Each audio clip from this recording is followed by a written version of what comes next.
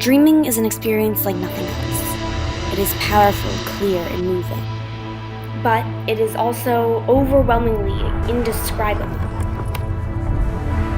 The feelings I get in a dream, the ones that I can't seem to describe, those are the feelings I get when I watch a David Lynch movie. In some ways, I always say when something's abstract, the abstractions are hard to put into words unless you're a poet. So how does Lynch, like a poet, catch the abstraction? How does he use the tools of cinema in order to breathe tangibility into those indescribable, nuanced intuitions? Today, I want to try to answer these questions by examining an incredibly captivating scene from his 2001 film Mullholland Drive.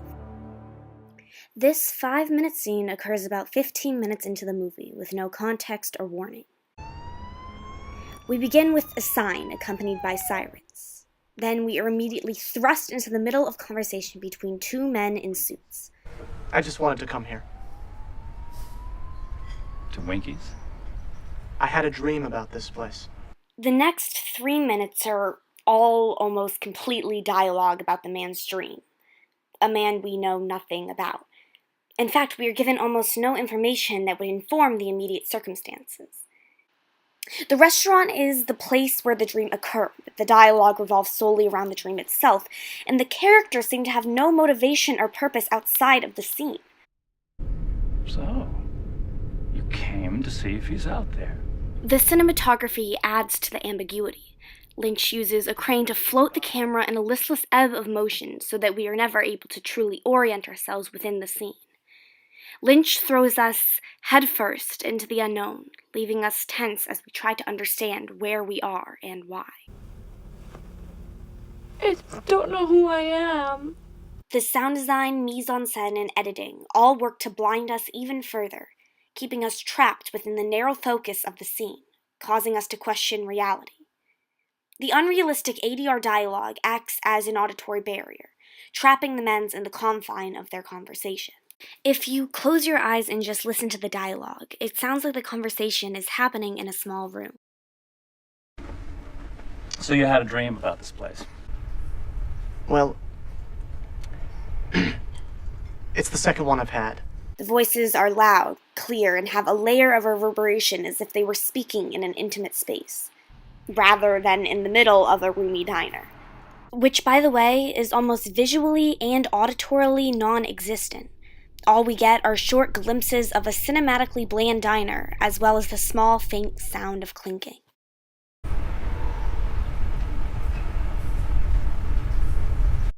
The editing is also incredibly focused. The cuts follow the dialogue to a T, so there is never a moment of overlap between the two characters. Take a look at this sequence.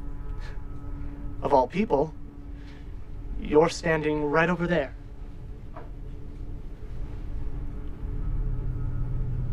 By that counter. You're in both dreams. Whenever there is an insert, there is no speaking. This goes for the rest of the scene, too. Okay. Whenever there are words, we get the faces that say them, Lynch actually going so far as to have the characters pause before they speak. Tell me.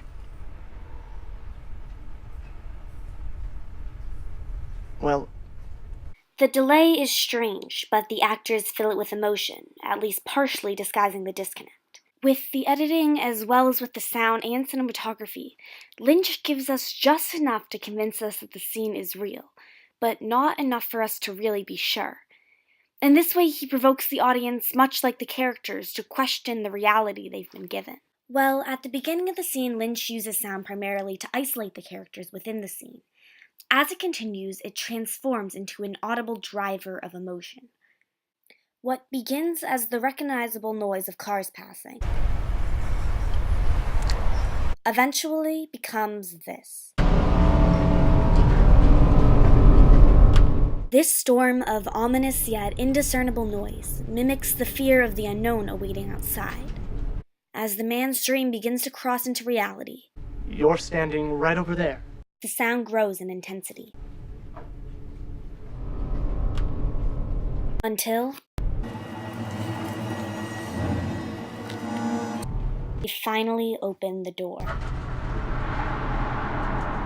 The sound, similar to that of a pressurized tank opening, paired with the overexposure of the outside, indicates that we are walking into new territory. At this point, the fear begins to shift. It starts to become clear that we are not going to get to find out why the scene is happening. And so, that feeling of unease we felt so distinctly in the beginning subsides. But then, this happens.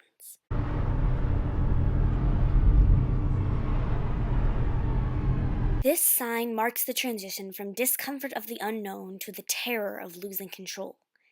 If you are at all familiar with horror movies, then you know what that sound means. Terror. And even if you're not, you get the Winkies equivalent of a go back, danger ahead sign. In clear auditory and visual language, Lynch tells us that what is ahead is going to be terrifying. And then he puts us on a track, rolling us straight into the fear.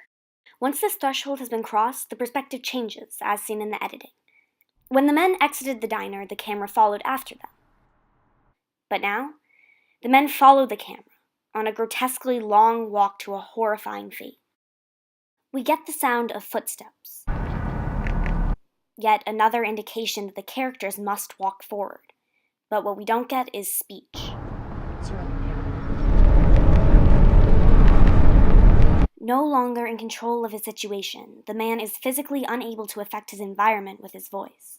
Everything is telling him to turn back, but the camera keeps moving forward, so he does too. At the approach of the wall, finally, the camera steadies and stops moving forward. And that is when it finally hits. In a wave of sound, fear finally comes. And when it does, it's intense. What makes it so scary isn't the face itself. It's what the face represents. The build of unease from the booth to the wall creates a monstrous expectation of fear.